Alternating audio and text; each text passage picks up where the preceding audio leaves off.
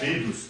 Por exemplo, Jeremias não se chama Jeremias, o nome dele é Yarmial. Aqui aparece o nome do pai no nome de Jeremias, Yarmial. O nome do pai aparece no final do seu nome. Nós podemos ler Jeremias capítulo 15, versículo 16, e nós vamos ver algo tremendo que o profeta disse. Aqui ele diz assim: achando as tuas palavras, logo as comi, e a tua palavra foi para mim gozo e alegria do meu coração, pois eu tenho prazer em ser chamado pelo teu nome.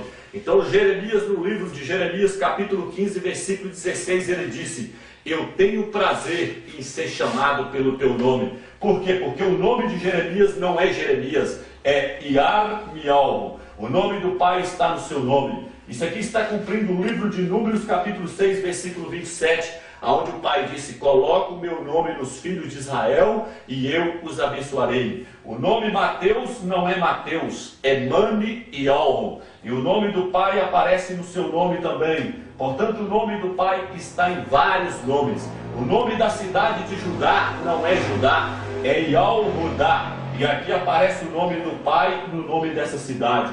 Portanto, assim fica claro, o nome do pai está na cidade santa.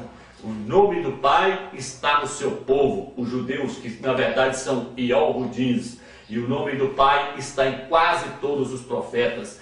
Elias não se chama Elias, o seu nome é Uriel. João não se chama João, o seu nome é Yalhucanã. Portanto, o nome do pai está nos profetas. Mas o diabo fez de tudo para poder tentar esconder o nome do Eterno das pessoas. Ele fez de tudo para apagar o seu nome das Sagradas Escrituras. E além disso, ele introduziu o nome de ídolos dentro das Sagradas Escrituras.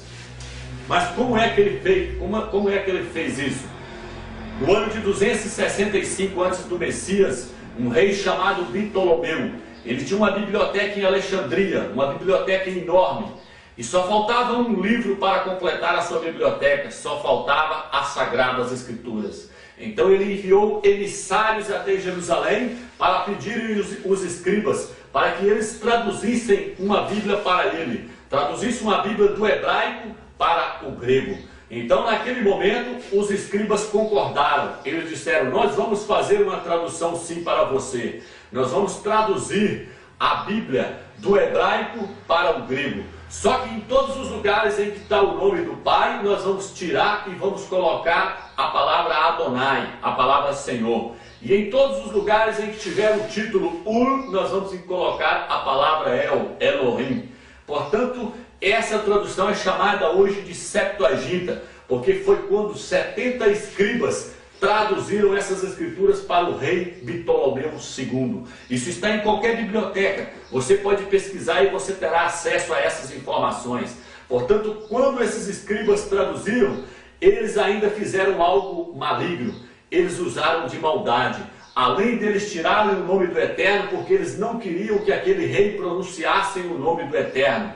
Eles entendiam que nós somos povos pagãos e que eles são os únicos povos que têm direito de pronunciar o nome do Eterno.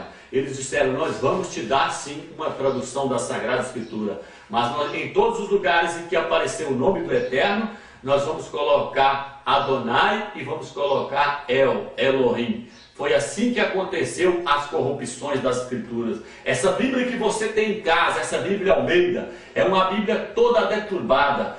Nela não aparece o nome do Eterno, pelo contrário, aparece o nome de ídolos. No lugar do nome do Pai, eles colocaram Senhor, que significa Baal, que vem da palavra Adonai. A palavra Adonai tem origem na palavra Adonis. Adonis é o próprio Tamuz, é um ídolo que se adorava também em Israel.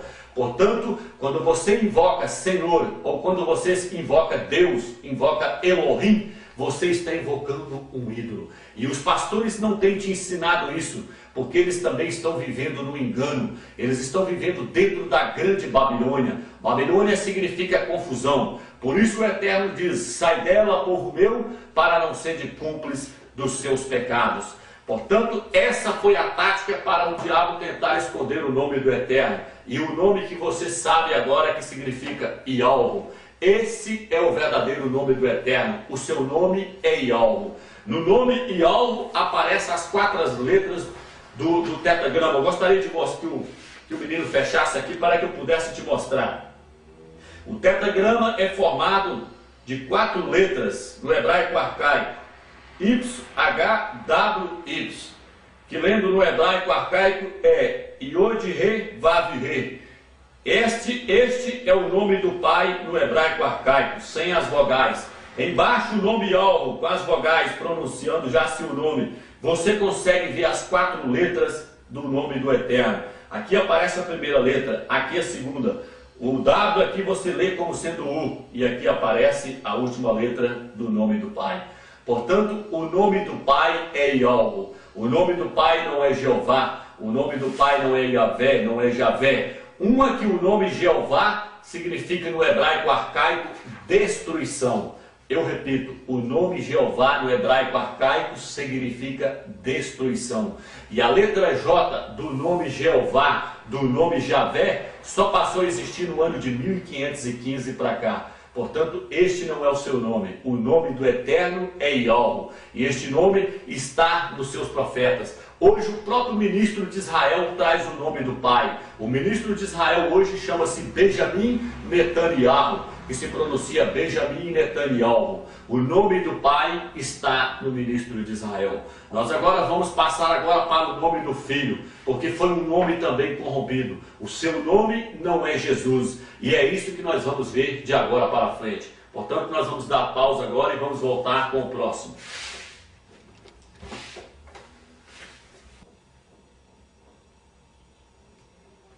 Bom, nós estamos introduzindo agora a segunda parte desse vídeo. E agora nós vamos falar sobre o nome do Filho. Nós vamos ver que Satanás não tentou apagar somente o nome do Pai, mas o nome do Filho. Como nós lemos no início do livro de Provérbios, capítulo 30, versículo 4, nós podemos observar que ali a pergunta não é feita somente com respeito ao nome do Pai. Ali o autor pergunta qual é o seu nome e qual é o nome do seu filho, se é que o sabes. Nós podemos ver que o diabo ia tentar apagar também o nome do Filho do Eterno das Sagradas Escrituras. E ali nós podemos ver também que não seria qualquer pessoa que saberia também o nome do Filho. E daí você então pode perguntar, mas eu sei qual é o nome do Filho. O nome do Filho é Jesus, mas você está enganado.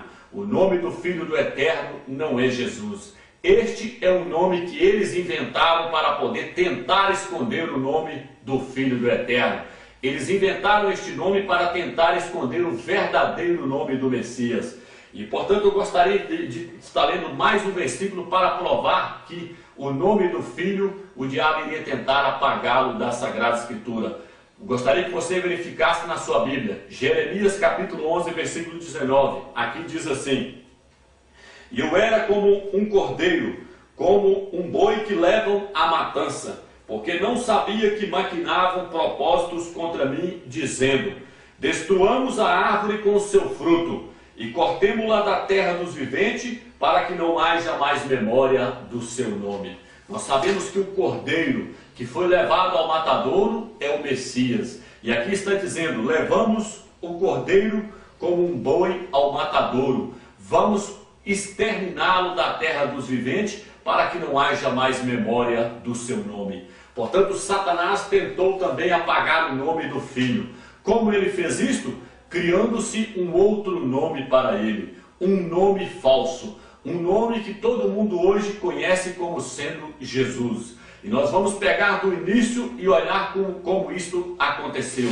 Gostaria que você olhasse agora no placar para que eu possa explicar, para que você possa entender com clareza. O nome do Messias, antes de ser corrompido, era e é Yahushua, está aqui em cima. Este é o seu nome, Yahushua. Este é o verdadeiro nome do Messias antes de ser corrompido. Hoje eles estão chamando ele de Jesus, mas o seu nome é Yahushua. Mas como nós chegamos então até essa pronúncia, a questão é a seguinte: quando os judeus foram levados cativos para a Babilônia, ali se diz que eles ficaram 70 anos presos no cativeiro de Babilônia. E ali eles já não conseguiam mais falar o hebraico arcaico. Eles passaram a falar uma outra língua, o aramaico. Eles já não conseguiam mais falar o hebraico arcaico. Então foi necessário arranjar um grupo chamado maçoretas. E esses grupos acrescentaram os massoréticos dentro do hebraico arcaico. O hebraico arcaico não existe vogais A, E, I, O, U. Só que nesse hebraico os massoretas acrescentaram os massoréticos, que são as vogais. O hebraico arcaico estava deixando de ser pronunciado. Os judeus já não estavam falando mais a sua língua materna. Para que eles não parassem mais de falar essa língua, foi criado os massoréticos. Foram criados pelos massoretas. Portanto, o que aconteceu? Os massoretas corromperam o verdadeiro hebraico arcaico. Eles colocaram as vogais no lugar errado. No lugar da palavra A, eles colocaram a palavra E. E quando eles fizeram isso, eles corromperam o nome do Messias. Quando eles colocaram no lugar da palavra E, eles colocaram a palavra E, todas as frases passaram a ser começadas por essa palavra. Em vez de ser começada pela palavra Iar, começou a ser pronunciada pela palavra Ie. Portanto, o nome de Jerusalém no hebraico moderno é Ierushalaim. No hebraico arcaico é Yahushalaim. Só que no hebraico moderno, nós podemos ver que essa palavra tem um significado terrível. A palavra Ie. A palavra Ie significa bode. Portanto, essa é uma palavra corrupta. A palavra no hebraico arcaico era Iá. O nome do Messias começava com a palavra Iá e não Ie. Portanto, o nome do Messias era Yahushua e não Yehoshua. Yehoshua foi o nome que eles inventaram para o nome do Messias depois que o hebraico foi corrompido pelos massoretas. Eles colocaram as vogais no lugar errado. E depois no aramaico o nome dele passou a ser traduzido como Yehoshua, Yeshua. Yeshua foi o nome que eles deram para ele no aramaico. Yeshua significa o bode é a salvação. Shua significa salvação no hebraico. Portanto, Ie significa bode, Yeshua, salvação. Este nome significa o bode é a salvação. E muitos pastores têm invocado esse nome dentro das denominações Yeshua. E aqui no grego o nome dele chegou como sendo Iesous. Foi traduzido para o grego como Iesous. No latim, nós podemos observar como essa tradução foi feita. No ano de 390, o Papa São Damasco enviou o bispo Jerônimo até Jerusalém. No ano de 390, depois de Cristo. Ali São Jerônimo foi enviado a Jerusalém para fazer uma tradução do grego para o latim. E o Papa São Damasco disse para ele: essa tradução que você vai fazer será a tradução oficial da igreja. Nós vamos adotá-la como a tradução oficial. E todas as outras Bíblias nós vamos queimar. Nós vamos querer somente a tradução que você vai fazer. Portanto, Jerônimo foi enviado a Jerusalém para fazer a tradução do grego para o latim. E ali Jerônimo enviou uma carta para o Papa São Damasco. Essa carta está nos livros de história. Na internet também você tem informação sobre essa carta. Ali Jerônimo mostrou que ele iria acabar corrompendo a Sagrada Escritura. Ele escreveu para o Papa São Damasco dizendo que ele iria acrescentar e tirar coisas. Isso está na sua carta. Você que está me assistindo, você tem acesso a essas informações em qualquer biblioteca. Portanto, quando Jerônimo foi enviado para Jerusalém, no ano de 390 ele começou a sua tradução. E no ano 407 ele estava terminando. Ali ele estava traduzindo a Bíblia do grego para o latim. Como foi que Jerônimo então colocou o nome? O nome que era Iesous no grego, ele colocou para Ieso. Este foi o nome que Jerônimo colocou no Messias. Ele traduziu para Ieso. Essa foi a tradução que Jerônimo fez. E depois nós podemos ver que no português esse nome continuou sendo Ieso. Muitos cristãos hoje, com a sua Bíblia Almeida em mãos, se você perguntar para eles como foi que João Ferreira de Almeida traduziu o nome do Messias, eles vão dizer que João Ferreira de Almeida traduziu para Jesus. Mas isso é um engano.